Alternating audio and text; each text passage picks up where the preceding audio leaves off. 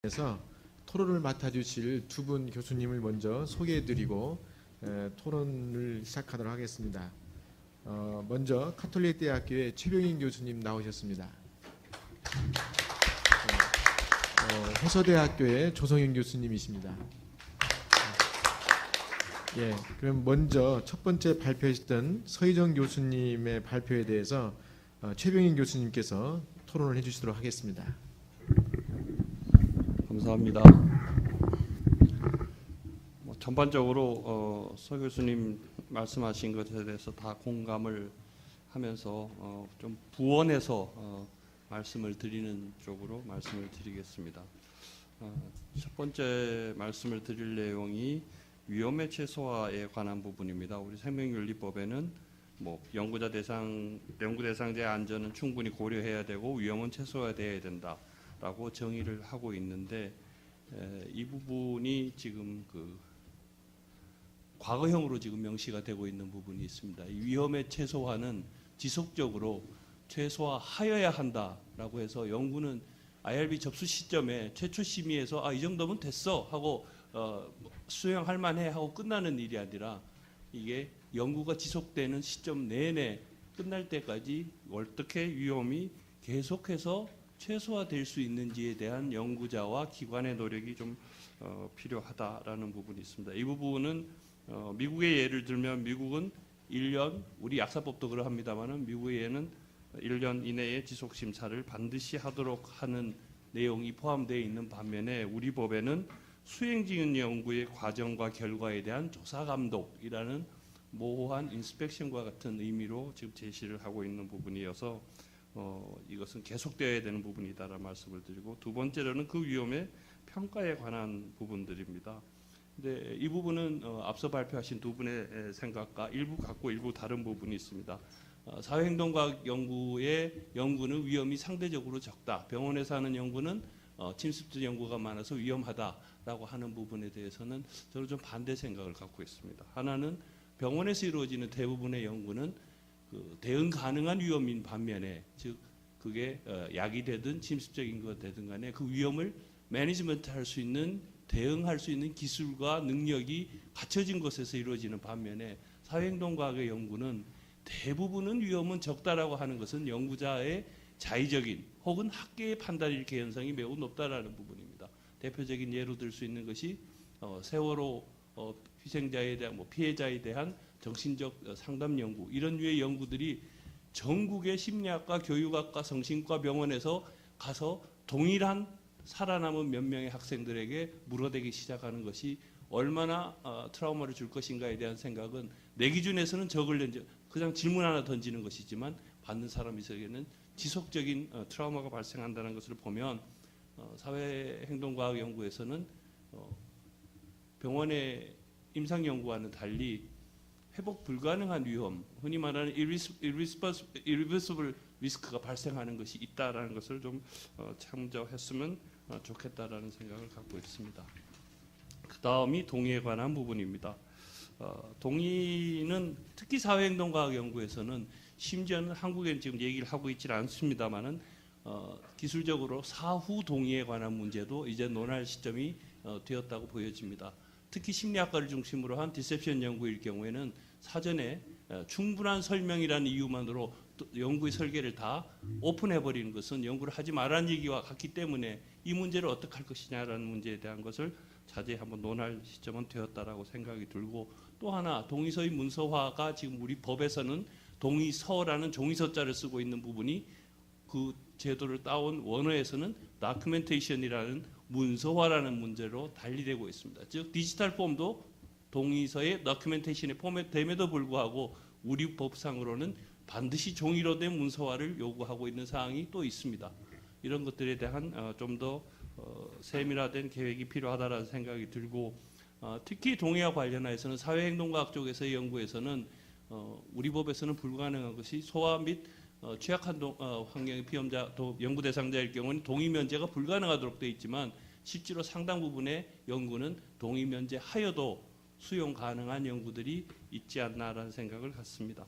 마지막으로 네 번째 말씀드릴 것은 대학 IRB의 운영 지원에 관한 내용입니다. 상당 부분 관심이 있으실 것 같아요. 이 부분은 자료가 필요하실 것 같아서 좀 말씀을 드리면 이런 어쨌건 윤리적인 문제만 나오면 대부분은 IRB의 문제로 던지거나 아니면 연구자 또는 교수진의 문제로 던져버리고 대학 또는 리소스들은 빠져버리는 현상이 지금 우리나라의 현실입니다. 이 얘기를 대학이 기관장의 책무로 엄연히 지금 법으로도 한국이든 미국이든 정하고 있는 사항들에 대해서 좀 체크해야 되겠다라는 생각이 들고, 특히 대학이 해야 되는 각종 행정 지원 업무는 지원성 업무로 이해를 하고 있는 반면에 그 책임은 연구자 또는 IRB에 몸담고 있는 교수들의 책임으로 묻고 있는 이 상황은 좀 모순된 상황이지 않을까라는 생각을 듭니다.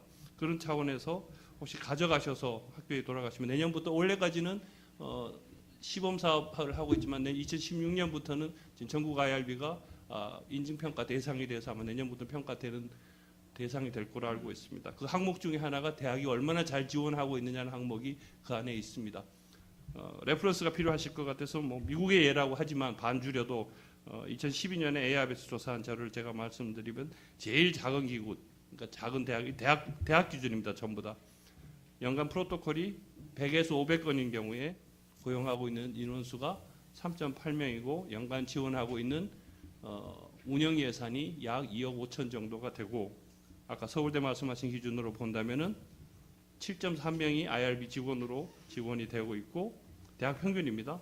연간 예산은 약 4억 5천 정도가 운영 예산으로 지원이 되고 있는 부분입니다. 이것이 미국이기 때문에 그렇다고 한다면 반 뚝 잘라도 적어도 1명이나 2명은 있어야 되는 상황인데, 지금 전국의 대학 IRB, 특히 병원 IRB들은 제가 최근에 보면 메르스 때문에 사건 되고 난 이후에 수익이 떨어진 곳은 제일 먼저 연구 쪽부터 정리하면서 IRB 행정간사부터 그나마 계약직으로 있는 사람들부터 정리를 하고 그 업무를 총무과로 다시 이완시키는 그런 상황들을 보았습니다. 그래서 윤리라고 하는 것이 연구자 또는 교수의 몫이 아니라 기관과 사회가 공통적으로 안고 가야 되는 문제이라는 것에 대해서 한번 생각을 해봤으면 하는 것으로 제 발표는 마치겠습니다. 예, 감사합니다. 이어서 홍 교수님 발표에 대해서 조성인 교수님께서 토론해 주시겠습니다.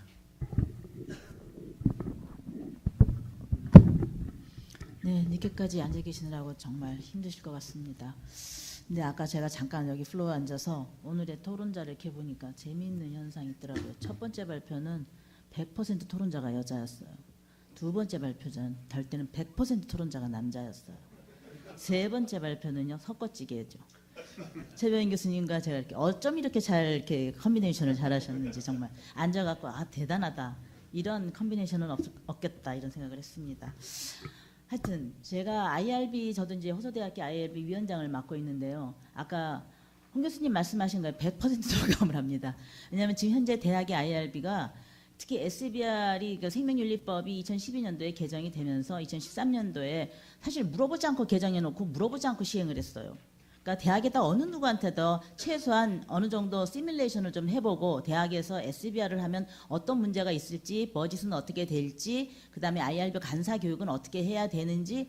솔직히 저희도 대학의 IRB를 질병관리본부에 2013년도에 등록을 하고 2013년 10월부터 처음으로 이제 저희가 심의에 들어갔거든요.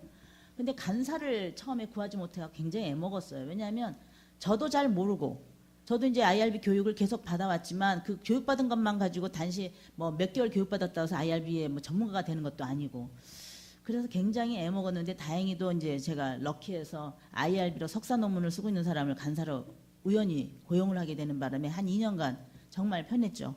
근데 이제 그 사람 계약 만료가 돼서 저희도 지금 새롭게 또 간사를 행정직을 하는 사람을, 저희가 이제 행정팀장이 계신데 팀장은 너무나 열심히 잘해주셔서 이제 그것을 보조해 줄 수 있는 보조간사가 필요한데 저희도 지금 굉장히 고민이 많습니다. 그래서 지금 아까 홍 교수님 말씀하신 모든 부분이 저희 대학이 안고 있는 문제입니다. 지금 조금 전에 최병인 교수님께서 예산 문제 말씀하셨는데 저희도 예산 진짜 조금입니다. 저희 대학은 그나마 홍 교수님은 심사료라도 드린다는데 저희 대학은 심사료도 안 드립니다. 심사료 한 푼도 못 드려요. 돈 받는 돈도 별로 없고 예산도 별로 없는데 이거 완전히 그냥 희생과 봉사, 저희 대학이 기독교 정신이 입각한 학교다 보니까 희생과 봉사에 의해서 하고요. 저도 저희 대학에 제가 캠퍼스가 천안에서 아산으로 이제 제 차로 40분 걸립니다. 교통비 한 푼도 안 나옵니다. 제 차로 갑니다. 그냥 기름값 다 내고 그냥 무조건 봉사를 하고 있는데 그것이 지금 현재 대학이 안고 있는 가장 큰 숙제일 거고요. 그다음에 아까 이제 그 경상대도 마찬가지인데 교수님들 교육 안 받는다 그랬는데 그나마 저희 대학은 IRB 위원을 맡으신 선생님들이 워낙 헌신과 봉사와 희생정신이 투철해서 그런지 교육도 받으라 그러면 열심히 받습니다. 아주 꼬박꼬박. 그래서 열심히 교육이수증을 제출하십니다. 그래서 그나마 위원장인 저로서는 상당히 고마운 마음을 금할 수 없는 상황이고요. 저희는 출장 자리 없어요. 그래서 경상대는 출장이 많이 생긴다는데 저희 대학은 출장비를 안 줘서 그런가 출장도 별로 없고 꼬박꼬박 교육을 받으러 다니시는 것 같습니다. 제가 그래서 몇 가지 궁금한 점이 있어서 저는 사실은 홍 교수님 그 발표하신 내용에 대해서는 토론을 할 수 있는 내용이 아니라 그 대학의 어떤 사례라든지 여러 가지 지금 현재 운영하고 있는 실태를 나타내신 거라 제가 그냥 IRB 위원장으로서 궁금한 몇 가지를 질문드리고자 합니다. 가장 이제 저희도 마찬가지로 어려운 점이 있는데 이제 제가 이게 써놓은 여러 가지가 있지만 가장 기본적인 게 이제 IRB 위원들 간의 어떤 그 상충 문제라든지 IRB 과제 심의를 배정할 때 문제입니다. 과제를 배정할 때 책임 심사위원을 주심위원을 설정하게 되는데 그 주심위원은 설정하는 게 어떤 기준이 있는 건지 그리고 또 그 서로의 문제가 상충됐을 때 그리고 또 경상대학은 제가 보니까 거의 부결된 건이 하나도 없는 것 같은데 저희 대학은 사실 부결건이 발생을 했어요. 도저히 인간 대상에게 이걸 했다가는 연구 대상이 엄청난 피해를 보겠더라고요. 그래서 그분은 뭐 해외 학술지 실어야 된다 어쩐다 계속 클레임을 걸고 저희가 2번 정규심의를 했음에도 불구하고 결국 부결시킨 과제가 발생을 했습니다. 여태까지 뭐 웬만하면 저희도 말씀하신 것처럼 이 정서적 편의에 의해서 좋은 게 좋은 거다 이렇게 생각하면서 심의를 하려고 모진 애를 썼지만 그래도 안 되는 건 안 되는 거더라고요. 저희 나름대로. 그래서 이제 그런 문제가 발생했을 때 과연 대학에서는 어떻게 처리를 해야 되나. 뭐 저도 말씀하신 것처럼 아까 모두의 김옥주 교수님은 욕 엄청 서희정 교수님도 그리고 김옥주 교수님도 욕 많이 드셨다. 저도 엄청 먹었어요. 아마 저는 나중에 욕 하도 많이 먹어서 천당 갈 것 같아요. 너무 많이 욕을 먹어서 뭐 니네가 뭐 심의하는데 왜 계획서를 심의하느냐. 그러니까 이 법이라는 것에 대한 어떤 정부 차원에서의 홍보가 있지 않은 상태에서 무조건 릴리스를 해버리니까 그 몫이 오롯이 교수들 몫이 되더라고요. 그래서 그런 문제가 좀 있고요. 그다음에 이제 사실은 궁금한 건 심의비를 드리면 얼마나 드리는지 사실 솔직히 말씀드리면 그런 게 제일 궁금하죠. 저희는 한 푼도 안 드리는 마당에 얼마를 심의를 드릴 때 심의비는 얼마를 드리는지 그리고 심사를 받으면 얼마의 심사를 받는지 그리고 이제 아까 그 책임 심사위원 그 말씀하셨는데 저희는 지금 현재까지는 그 지도 교수하고 학생이 논문을 내게 되면 학생한테 책임 심사위원을 줬어요. 그런데 뭐가 문제가 발생하느냐 하면 종료 보고서를 안 내고 얘가 도망가 버리는 겁니다. 유학을 가버리든지 연락도 안 돼요. 통화 두절이야. 전화도 안 받아요. 아예 학교에서 전화 오면 받지도 않아요. 그러니까 뭐냐면 종료 보고서를 저희가 완전히 내야 깔끔하게 저희가 IRB 사무국에서 일처리가 끝나는 건데 종료 보고서 받기가 굉장히 어려워서 저희는 이제 SOP를 바꾸려고 합니다. 그러니까 지도 교수가 연구 책임자로 하고 그래서 지금 제가 몇 군데 대학을 알아보니까 이미 몇 군데 대학은 지도 교수가 아예 책임이고요. 학생이 공동 연구원으로 들어가 있는 경우들이 있더라고요. 그래서 저희도 지금 SOP를 그렇게 바꾸려고 하는데 그렇게 바꾼다고 했을 때 생길 수 있는 또 문제점은 뭐가 있을까 뭐 하는 것들이 있고요. 그다음에 이제 그 버짓이 사실은 저희 대학도 버짓이 얼마 없지만 지금 최병인 교수님 버짓 미국 얘기하니까 그냥 기가 줄려서 말도 못하겠어요. 근데 경상대학의 그 예산은 어느 정도 되는지 이런 실제적인 문제를 조금만 말씀해 주시면 아주 도움이 되겠습니다. 감사합니다.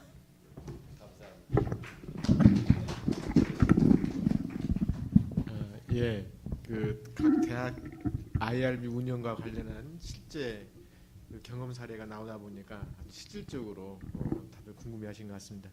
일단 두 분 교수님들의 토론 내용에 대해서 순서대로 소 교수님 그다음에 홍 교수님 순서대로 좀 관련된 내용을 말씀해 주시고 예.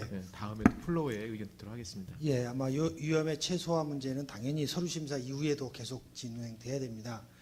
그런데 아까 말씀하신 대로 뭐 이렇게 장기 과제는 지속 심의가 가능한데 단기 과제는 뭐 서류 심사를 끝나고 1년짜리 끝나면은 사후적으로만 가능해서 사실 또 IRB의 업무 역량으로 사실은 연구 진행 과정에 대한 위험 최소화 방안들에 대한 것은 아마 검토하기 어렵다 현실적으로. 그리고 또 한 가지는 아까 말씀하신 위험 평가 부분들은 당연히 그래야 될 것 같고요.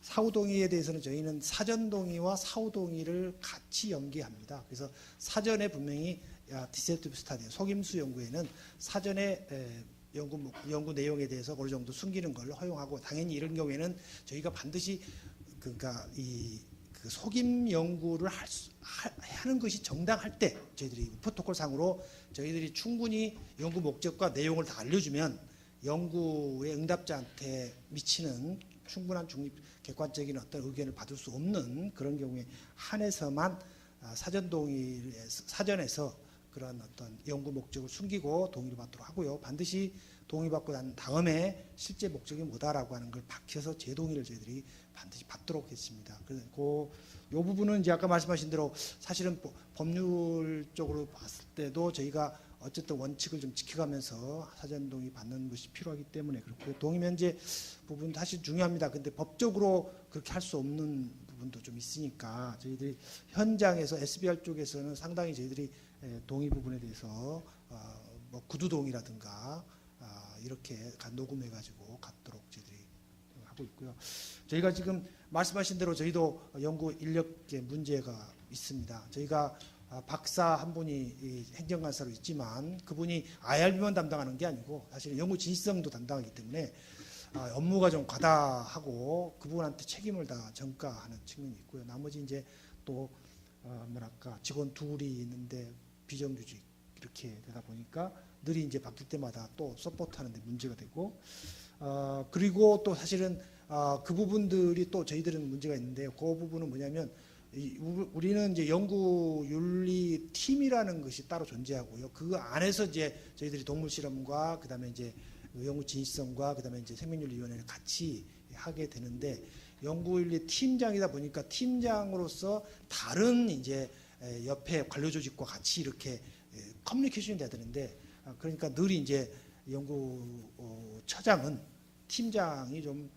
관료적으로 뭐 여러 가지 못한다라고 주장을 하고 저희들은 연구 팀장은 기본적으로 전문직이다라고 저희들이 주장을 합니다만 사실은 이런 관료적인 내에서 서로 협조하는 부분에 대해서 과연 어떻게 할 것인가라는 측면도 남아 있습니다. 그래서 결국은 아마 사실 독립성을 위해서라도 연구처를 뛰어넘어서 아마 독립적으로 존재하는 게 맞습니다만 현실적으로는 그 돈에 대한 관리 문제 때문에 아마 그런 문제가 있는 것 같습니다. 그래서 대학의 책임이다라고 하는 거는 어쨌든 빨리 인증 평가가 좀 시행됐으면 참 좋겠다라고 생각하고 있습니다.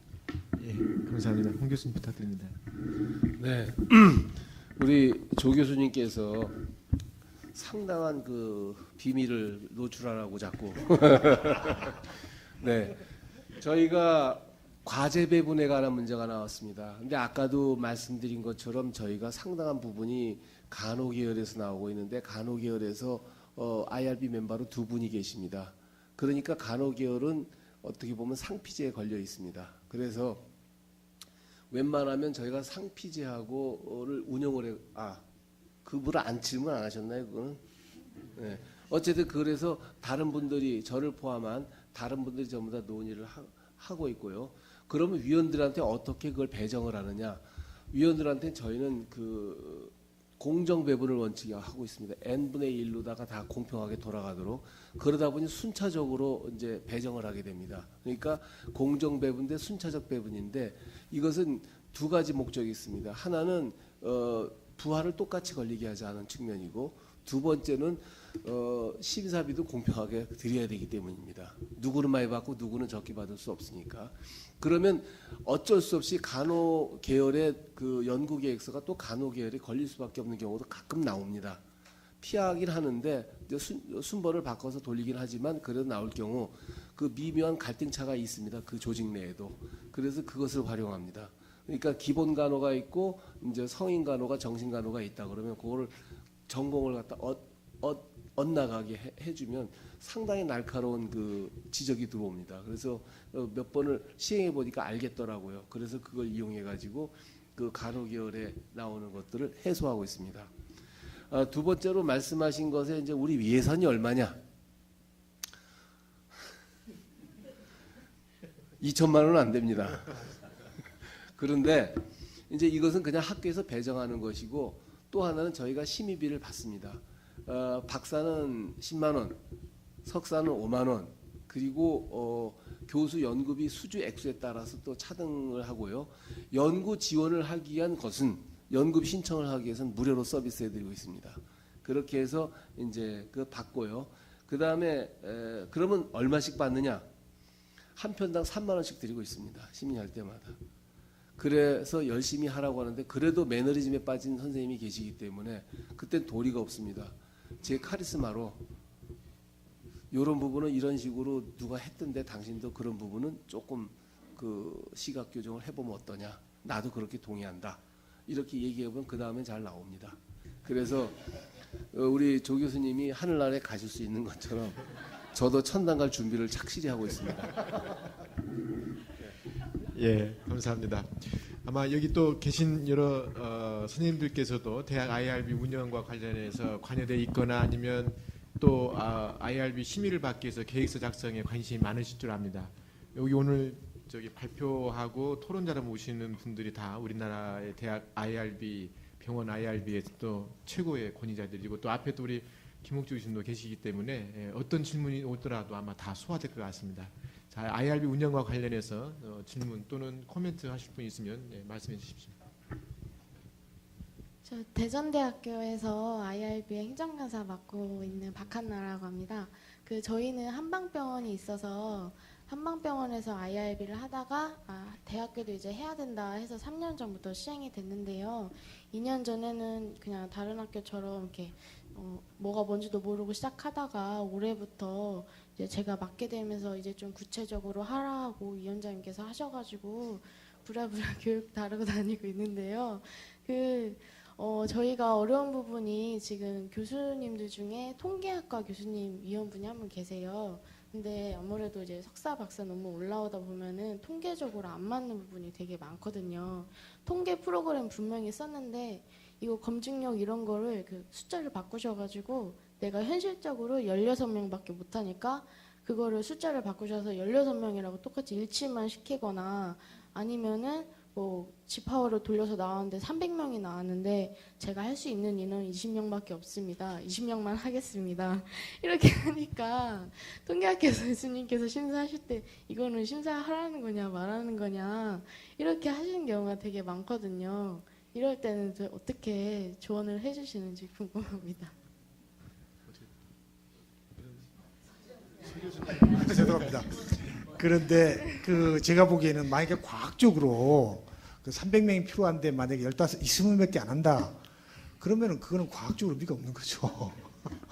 그러니까 제 말하는 거는 물론 이제 과학적으로 목표 편단이 있지만 실질적으로 이제 뭐 100% 채울 수는 없지만 그래도 거기에 접근하려고 하고 현실적인 부분을 하는데 너무 터무니없이 그냥 실행 가능한 부분들을 잡는다라고 하는 거는 과학적으로 좀 떨어져서 그 부분에 대해서 만약에 뭐 코멘트를 한다든가 또는 여러 가지 뭐 진짜로 그것이 만약에 그럼에도 불구하고 과학적 의미가 있다면 당연히 할 수 있도록 해야겠지만 만약에 그게 도저히 과학적으로 의미가 없다. 그냥 한번 300명을 하려고 하는데 실제 10명밖에 안 됐다든가 이러면은 그거는 조금 더 그 기간을 연장해서 더 받도록 하든가 그 프로토콜이 만약에 승인됐을 때는 그렇게 해서 아마 변경심이라든가 이 과정에서 기간과 이걸 연장해서 다 심의받도록 해야 되지 않겠습니까? 사실은 실제에 대한 거는 저희 서류 심사에서 저희 승인한 사전 심의에서는 나타날 수가 없죠. 그러니까 저희들은 목표 피험자 수만 있는 거고요.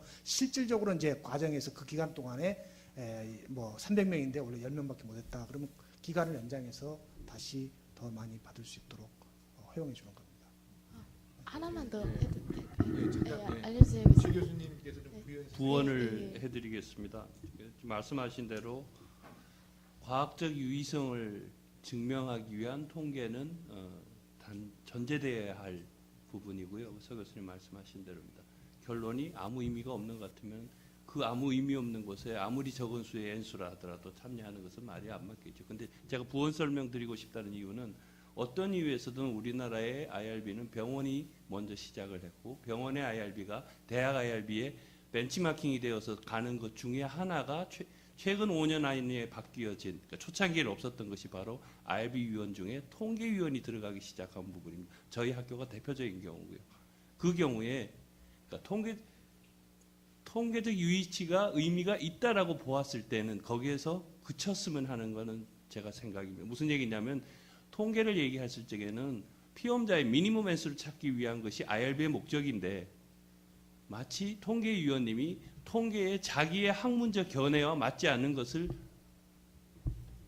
내가 받아들일 수 없다라는 이유로 가져가는 것은 다른 이유이기 때문에 그렇습니다. 실제로 뭐 통계는 누가 분석하느냐에 따라서 다른 의견은 충분히 나올 수도 있는 내용이기 때문에 그래서 그 과학적인 이유도 통계의 이유도 공통적인 이유는 그것이 윤리적인 근거를 만들기 위한 얘기. 피험자를 어떻게 제가 한 얘기가 공통점입니다. 리스크를 줄이기 위한 것이고 그 리스크가 N수라면 N수여야 된다는 것이지 반드시 그게 정확한 통계적 답을 내기 위한 최적치를 만들기 위한 통계는 아닐 거라는 게 IRB의 입장이어야 된다는 건 부언으로 말씀드립니다. 네. 네, 고맙습니다. 감사합니다. 네. 네. 통계는 사실 서희정 교수님께서 제일 잘하시길 테지만 우리가 IRB를 하는 공적인 목적은 연구 대상자를 사실은 보호해 줘야 되는 거예요. 걔네들의 인권, 연구 대상자의 인권과 권리를 보호해 주는데 예를 들어서 그 유의한 수치가 예를 들어서 아까 예를 든 것처럼 300인데 본인은 20명밖에 못했다면 결국은 그 연구는 사실은 아무 의미 없는 연구가 나올 확률이 굉장히 높은 거예요. 그러면 결국은 뭐냐면 그 20명한테 쓸데없는 연구를 한 셈이 되는 거잖아요. 그러면 그 20명의 입장에서 본다 그러면 그 연구는 아무 의미가 없는 거예요. 괜히 연구 대상자를 힘들게 하는 것밖에 안 되는 거죠. 그래서 저희 대학에서 만약에 저희가 그런 식으로 심의한다 그러면 연구 대상자를 정말 보호하는 차원에서 이 20명의 결과가 정말로 유의하다고 당신이 판정할 수 있으며 우리가 과제 심의를 하지만 만약에 그것에 대해서 당신이 그것을 담보할 수 없으면은 이 연구 과제는 수정하는 게 좋겠다. 저희는 분명히 그렇게 나갈 겁니다. 네. 그러시면 하나만 더 하고 그 만약에 그 통계 프로그램을 안 쓰시고 그 선행 연구 바탕으로 2006년 이분의 연구가 뭐 150명을 했으니까 나도 150명을 하겠다. 이게 안정성의 근거가 확보가 된다. 이렇게 주장을 하시는 교수님이 계시면 뭐라고 하시나요? 저희는 그거는 상관없어요. 그러니까 G파워에 넣어야 될 필요는 없는 거죠. 그거는 G파워는 하나의 툴일 뿐이에요. 그러니까 연구자의 입장에서 자기가 연구 결과를 내는 데 있어서 예를 들어서 통계책에 보면 뭐 대표집은 300명이다 이러지만 우리가 꼭 대표집으로 연구할 필요는 없는 거잖아. 어차피 표집인데. 그래서 150이 적당하다고 선생님 연구에 서 많이 나오면 그건 저희는 SOK. 그거는 비교 대상이 만약에 그 앞에서 150명이면요 뒤에서 그 가설을 부정하든가 또는 보완을 하는 경우에서 비슷한 사이즈라고 하는 부분은 대단히 중요한 거고요. 물론 이제 그게 과학적 근거라는 것의 하나가 될 수 있다. 네, 감사합니다. 저 뒤에 그 교수님 죄송한데 잠깐 저 뒤에 분이 먼저 손을 드셔서 먼저 하고 그다음에 교수님 기회 드리겠습니다. 네, 안녕하세요. 숙명여자대학교에서 IRB 행정간사를 맡고 있는 이한영입니다. 네, 저희 대학은 작년부터 조금 홍보를 학생들한테 많이 해서 지금 올해 심의 건수가 상당히 증가하고 있는 상태고요. 그래서 이번에 9월 달부터 온라인 심의 시스템을 지금 구축을 해서 진행하고 있는데요. 진행하다 보니까 좀 몇 가지 의문사항들이 있어서 사실 타 대학에 많이 문의도 해보고 있는데 이 자리가 가장 적절해 보여서요. 먼저는 저희가 사회심리학과가 사실 IRB 심의가 압도적으로 많은 상태고요. 그래서 사회심리학과도 자체적으로 연구 대상자를 모집하는 시스템을 저희가 이제 2학기 내에 구축하려고 추진 중에 있는데요. 저희가 조금 그 사회심리학과 연구자랑 IRB 위원들이랑 좀 의견 차이가 있는 부분이 사회심리학과 교수님들은 특성상 그 학부생들의 연구에 참여하려고 하시는 연구가 많고 그리고 가산점이나 뭐 학점으로 보상을 하시려는 경우들이 있더라고요. 근데 저희 같은 경우는 지금까지 이 건에 대해서는 승인이 안 나서 다른 방향으로 좀 보완을 하시는 방법으로 안내를 드렸는데 이제 추후에 시스템을 구축하게 된다면 심리학과 같은 경우는 어떤 방향으로 해서 저희가 조언을 드리면 조금 더 적절하게 안내가 가능할지가 일단 궁금하고요. 두 번째는 그 아까 발표 중에도 저희가 이야기를 들었는데 아동복지학과 같은 경우는 그 아동이 그러니까 아이가 어릴 때부터 해서 성장하는 과정 중에 연구하는 경우가 상당히 많더라고요. 그래서 실질적으로 IRB 심의를 진행하기 전부터 그 수집해 오셨던 그런 데이터가 있는데 이제 추후에 지금 이후에 진행하는 거에 대해서는 IRB 심의를 이제 받으실 수 있지만 만약에 그걸 총합적으로 해서 논문을 발표하실 경우 그거에 대해서도 저희가 심의를 진행해야 되는지에 대한 네, 이 두 가지에 대해 질문이 있습니다. 예, 그 앞에서 얘기하는 심리학과, 저희도 서울대학도 심리학과가 학부생들 교육을 그 설문조사를 훈련시키기 위해서 독자적으로 프로그램을 갖고 있습니다. 근데 저희는 네 가지 조건을 달아서 그것이 허용될 수 있다. 왜냐하면 그 반드시 그 수업 중에 수강생을 대상해서는 안 된다라는 겁니다. 물론 이제 하고요. 두 번째는 그것으로 자기가 설문조사에 참여할 수도 있지만 설문조사가 아닌 방법으로 참여할 수 있는 가능성을 열어놔라라고 하는 겁니다. 꼭 반드시 만약에 한 학기에 5번이 있는데 5번 중에서 3개를 해달라 이렇게 하는 게 아니고 5개 중에서 내가 다 마음에 안 든다. 그러면 또 다른 리퀘어먼트로 그걸 할 수 있도록 뭐 통계책을 보고 또는 설문조사 관련된 책을 읽고도 할 수 있도록 그렇게 해야 되고요. 그다음에 수업 시간 중에서는 안 된다. 수업 시간 끝나고 나서 바로 하는 분들이 꽤 계시는데 저희는 절대 못하게 합니다. 근데 심리학과에서는 그것들에 대해서 지금 현재 가벼운 자기들의 설문조사이기 때문에 요청을 합니다. 근데 저희는 IRB에서는 거기에 있다 하더라도 저희들은 그렇게 원하지 않고 그 부분에 대해서는 제가 체킹하고 있고요. 지금 말씀하시는 두 번째 사전 수집 자료. 그거는 저희가 그렇게 합니다. IRB가 그 이전에부터 연속적으로 만약에 장기간 패널 조사하는 경우에는 저희가 봐서 그 이전에 거는 하지 않았다 그러면은 저희는 올해 것만 따로 가져오라고 합니다. 올해 것만 쓰긴 하고요. 그 이전 것에 대해서는 저희가 터치를 않으려고 합니다. 그리고 올해가 만약에 5년치가 있다면 지금까지 3년 동안 안 받았는데 지금 4년째 와서 받겠다 그러면 4년째만 저희들이 IRB 승인해주고 통합적으로 오더라도 다음에 저희들이 또 할 때도 올해 것만, 그러니까 다음 해 것만 인정해 주고 그렇게 심해주고 물론 본인이 이제 그 IRB의 증서를 이용해서 또 다른 어떤 다 심의받은 것처럼 하는 거냐라고 하는 질문이 이제 있을 수 있는데 이 부분에 대해서는 저희한테 물론 저널에서나 이런 리퀘어먼트 오면 당연히 저희들이 준 거는 매돌 벤치라고 하는 그러니까 연도가 적혀 있지 않습니까? IRB 승인본부에. 그러니까 그 부분에 대해서는 저희들은 단계적으로 그 하에만 따로 가져오란다라고 하는 겁니다. 근데 저분이 질문한 건 그거 같아요. 왜냐면 저희도 이제 저런 문제가 걸려 있는데 그 당해년도의 데이터는 그 당해년도 저희도 그것만 심의하거든요. 문제는 그 데이터를 이전 데이터와 같이 해서 종료 보고서를 낼 때는 그 결과가 뭉쳐져서 종료 보고서가 나가야 되는 거예요.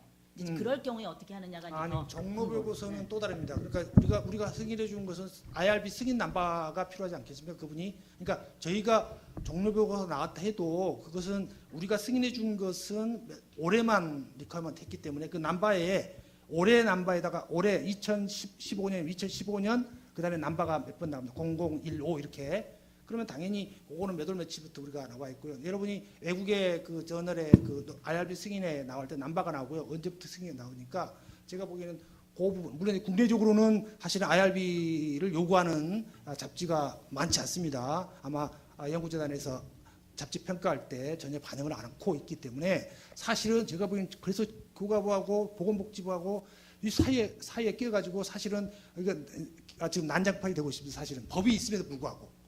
근데 교과부에서는 우리는 모르겠다라고 우리 주관이 아니기 때문에 근데 교과부 쪽에서 반영해야 한다는 거죠. 자꾸 연구윤리 지침에 학부에도 반영하라고 그러는데 반영을 뭐 토론회 지난번에 제가 와서 토론했고 이번에 오늘은 얘기 안 했습니다만 반영하라는데 반영을 전혀 안 합니다. 근데 사실은 그걸 함으로써 얼마나 현실이 괴리되고 있나. 그리고 지금 인증평가 나오신다는데 이거 보건복지부에서 나오는 겁니다. 근데 과연 그것이 옳은 거냐? 라고 하는 질문은 대학에서는 어떻게 하실 건지 교과부는 대학이란 당국에서 그러니까 제가 보기엔 두 부서가 협력해서 할 수 있는 부분들은 좀 하면 좋겠는데 그거 제 보기에는 좀 진지하게 현장에서 고민을 좀 했으면 합니다. 오해가 있을까봐 질문 마쳐야 될게서 사전 수집 자료에 대해서 제가 좀 부원을 드리면 사전 수집 자료를 더 쉽게는 2013년 이전 법 시행 이전에 수집한 것들로 섞어서 하면 어떻게 하냐고 하니까 하시는데 저는 이상이 없다고 생각이 듭니다. 다만 개인 식별 자료가 2013년 이전의 것도 여전히 붙어 있는 상태로 한다면 그건 개인정보법에 당장 또 걸리게 되어 있습니다. 그러니까 그걸 삭제한 상황에서의 데이터만 식별이 안 되는 데이터가 2013년 이전에 있다는 것을 섞어 쓰는 건 상관이 없겠지만 그 데이터까지 여전히 쓰들어간다면 현행법상 이전에 수집하였다 해도 다른 법에 지금 걸리는 상황이라는 겁니다. 근데 근데 그 부분에 대해서 약간만 얘기하면요. 저희는 허용해줬습니다. 제가 서울대학 있습니다만 왜 현행법의 문제냐면요. 그겁니다. IRB 그러니까 현행법이 생기기 전에는 물론 그러니까 그 규정을 어긋난 거는 결국은 서울대학 연구원리 지침뿐입니다. 서울대학에서 연구자를 물론 연구가 그 의미 있다면 저희가 물론 그분이 연구원리 지침을 어긋나서 죄송합니다라고 하는 사인까지 받고 교육용으로 씁니다만 저희가 만약에 이 법적으로 된 것은 저는 허용될 수 없다고 생각합니다. 그러니까 만약에 사후심의는 저는 불가능하니까 사후심의는 안 하고요. 단지 올해 것만 하는데 단지 생명윤리법이 발효되기 전에 2013년도 3월 2일 이전에 시비받지 않고 이루어진 부분에 대해서는 저희들이 가능하면 적극적으로 과도기적으로는 해주려고 노력했고요. 지금은 아마 그런 케이스가 저희들이 한 서너 건수가 왔습니다만 그 부분이 있고요. 특히 저희가 생각하기에는 상당히 중요한 부분이 왜냐하면 학술적인 부분이 아닌 우리가 말하는 어떤 노동 조직에서 자체적으로 그래서 정신건강에 대한 데이터를 수집했습니다. 근데 요것을 IRB 심의도 안 받고 다 올라왔는데 그것을 아까 말씀하신 대로 이제 개인 정보, 그 개인 식별 정보 문제가 있습니다. 근데 개인 식별 정보를 삭제하고 받아서 저희들은 그 이용에 대해서만 저희들이 승인한 적이 있습니다. 그래서 수집하고 이용하고 하는 부분에 대한 괴리는 여전히 남아 있을 것 같아요. 그러나 저희들은 대학의 임무라는 게 IRB라는 게 결국은 대학에서 우리가 연구를 못하게 하는 것이 아니고 연구 피험자한테 미치는 영향과 관련돼서 저희들이 IRB에서 독자적으로 판단하고 현행법에서 허용될 수 있는 범위 내에서 적극적으로 심의를 해주려고 한다라고 하는 것이 연구자를 그래야만이 또 연구를 윤리적으로 하는데 도움을 주는 기관이기 때문에 합니다만 아까 말대로 현행법을 어긋나는 부분에 대해서는 저희가 동의하지 않습니다. 예, 고맙습니다. 아까 교수님 이제 뒤에 마이크 있습니다. 저는 군산대학교 그 생명윤리위원회 위원장입니다. 말이 위원장이지 학교가 적다 보니까 저는 행정간사도 하고 있고요. 왜냐하면 겸임이기 때문에 겸임 직원이 뭐 전문성이 없고요. 또 한 3개월 내지 6개월마다 바뀌는 경우도 있습니다. 그래서 제가 있는 2년 동안에 벌써 4번 바뀌었습니다. 그러니까 뭐 바뀔 때마다 제가 디펜스 해야 됩니다. 뭐 그런 상황인데 그래서 작년의 경우에는 한 40-50건 정도를 심의했는데요. 올해는 줄어듭니다. 다른 학교 지금 늘어나고 있다 말씀하셨는데 저희들은 사회과학 분야에서 심의를 자꾸만 줄이고 있습니다. 그 뭐 이유는 모르겠습니다만 자세히 모르겠습니다만 작년도에 아마 좀 스트레스를 받았을 수 있다는 생각이 들고요. 또 한 가지는 학교에서 별로 문제 안 하더라 하는 얘기입니다. 학교에서 그 IRB 넘버 안 받더라도 괜찮더라라는 얘기들이 지금 나오고 있습니다. 그래서 저는 궁금한 게 제가 이런 현실적 어려움이 있는 학교에서 이 IRB 앞으로 어떻게 될 것인지 지금 학교에 이런저런 예산을 요구하거나 뭐 시스템 요구하려 하더라도 이런 상황을 간다면 요구할 명분이 없지 않습니까? 그래서 이런 것들이 좀 명확하게 될 수 있는 상황을 만들어야 되지 않을까. 아까 선생님께서 법적인 말씀도 하셨고 교과부에서 뭐 학교를 통해서 어떤 그런 부분에서 강제성을 요구하는 방법도 있다 하셨는데 안 될 거면 어느 규모의 학교는 하지 말라라든가 차라리요. 어떤 그런 좀 장래에 어떤 방향으로 가야 될 것인지에 대해서 좀 또 가야 될 것이냐 아니면 갈 것인지를 예측해 주시면 좀 고맙겠습니다. 그 아까 앞전 시간에 그 이인재 교수님이 그 지침 얘기하시면서 모두에 하신 부분이 답이 어느 정도 들어가 있다고 생각합니다. 학계의 관행과 전통이라는 얘기가 있었는데 적어도 인간 대상 연구하고 동물 대상 연구, 그러니까 동물보호법과 생명윤리법에서 얘기하는 이 두 연구의 학계의 관행이라고 하는 부분은 한국이 과연 예를 들어서 국문학 같으면은 한국이 세계적인 국제적 수준이 될 거라고 생각이 됩니다. 그렇지만 인간 대상 연구와 동물 대상 연구에서 학계의 관행이라고 하는 것이 한국이 얼마나 독자적으로 따라갈 수 있는 기준이 학계의 관행이라고 얘기할 수 있느냐라고 보았을 때 저는 굉장히 국제적 기준에 거의 우리가 편승하지 않을까라는 생각이고 그런 차원에서 본다면 현행 우리나라의 IRB의 현재 기준도 상당히 국제적 기준에서는 그게 좋다는 뜻은 아닙니다. 국제적 기준에서는 어쨌건 미흡한 기준으로 되어 있는 것은 사실입니다. 그런 차원에 본다면 뭐 줄어들든지 우리 학교에서는 원하지 않는다면 저는 안 하시는 것도 괜찮다고 생각합니다. 근데 그것이 언제까지 그렇게 될 수 있을는지에 대해서는 적어도 연구 방법론에서 인간을 포함하는 연구이냐 동물을 포함하는 연구냐 했을 때 언제까지 스탠드얼론으로 갈 수 있을지는 저는 좀 회의적입니다. 예, 근데 제가 보기에는 뭐 현장에서 그런 얘기도 있고 저희도 아까 말씀드렸습니다만 그러니까 버클리 대학하고 저희 인원수 비슷합니다. 단지 우리는 병원이 있고 거기는 병원이 그 뭐죠 안과 아동 안과인가 뭐 이게 하나 조그마한 병원 있고 나머지는 없다 그럽니다. 근데 거기 한 3,000건 오는데 저희가 지금 760건 정도 올라오니까 많이 올라왔습니다. 올라와도 불구하고 아직도 안 하는 분이 계시다는 얘기입니다.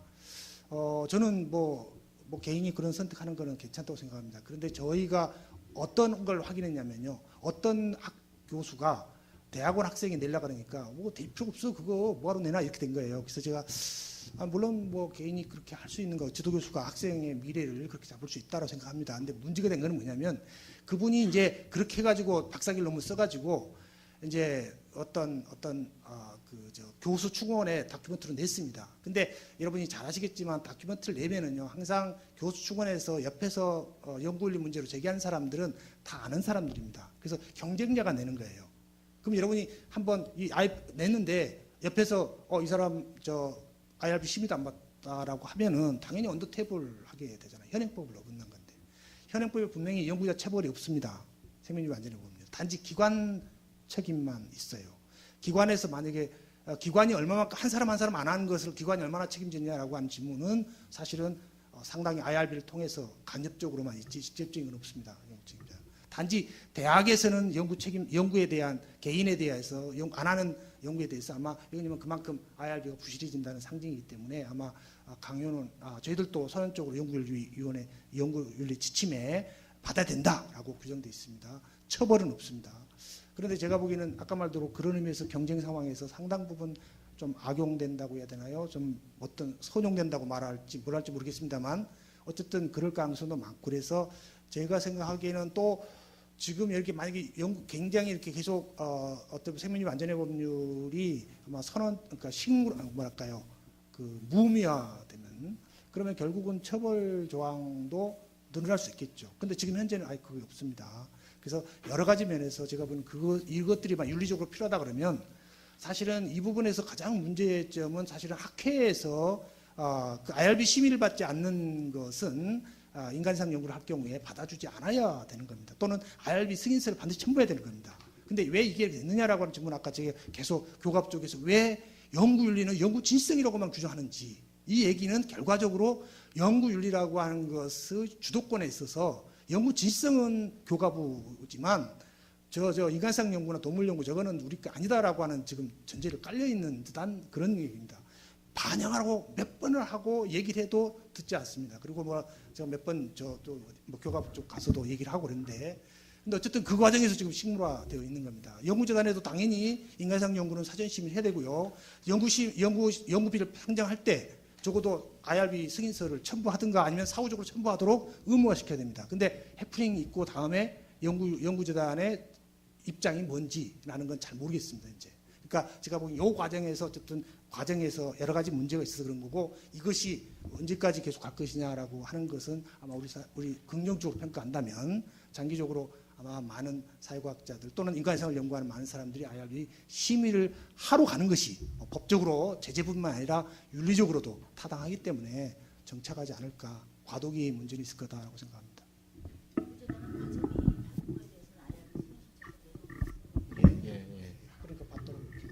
예, 그 좋은 말씀들 감사드립니다. 예, 거의 이제 끝날 시간이 좀 지나긴 했습니다만 워낙 그 IRB에 관련돼서 관심도 많고 그래서 한 분만 더 받겠습니다. 기회를 안 드리면 여기 멀리까지 오셨는데 섭하게 생각하시고 또 오늘 저녁에 잠을 못 주무실 것 같아서 한 분이 혹시 질문 사항 있으면 받고요. 없으면 이제 마무리하려고 합니다.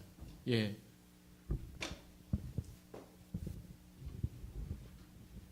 저는 계명대학교 생명윤리위원회 행정간사 표세동이라고 합니다. 다름이 아니라 그 연구재단에서 또 나왔었는데 제가 이제 행정간사를 학회 편집간사도 굉장히 한 7년 했었는데 그 학술지 평가를 할 때 연구재단 학술지 평가를 할 때 연구윤리 규정이 없으면은 아예 학술지 평가를 못 받게 돼 있지 않습니까?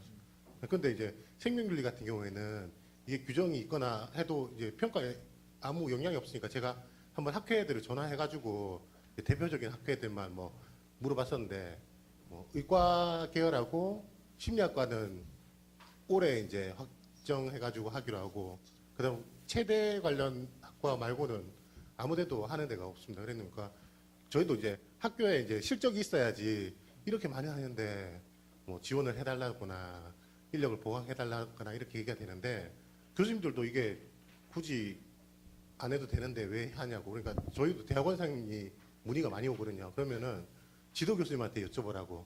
혹시 이제 학회에 그게 필요하면은 받아야 되고 아니면은 저희가 아 이거 꼭 받아야 된다 그랬다가 의대 같은 경우 어떤 경우가 있었냐면요.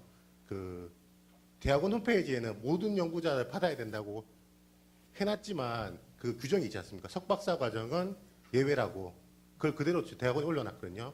근데 의과대학 같은 경우에는 그 자체 규정상 모든 연구들을 다 받게 해놨는데 석박사들이 아 이거 왜 받는 석박사는 예외로 돼 있는데 왜 받아야 되냐고. 그러니까 의대 교수님한테 반대로 전화 와가지고 왜 그런 규정 올렸냐고 그런 경우가 있었거든요. 그러니까 좀 연구재단에서나 그러니까 좀 학술지 평가에 항목 한 개만 넣어도 이게 확 달라지는 거라서 좀 그런 것 좀 건의 좀 했습니다.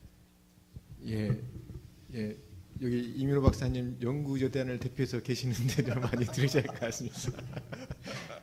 예, 그러면 오늘 마지막 세션 그 발표해 주신 서 교수님하고 홍 교수님 다시 한번 감사드리고 또 좋은 코멘트 주신 우리 최 교수님하고 조 교수님 감사드리겠습니다. 박수로 한번 다시 감사드리겠습니다.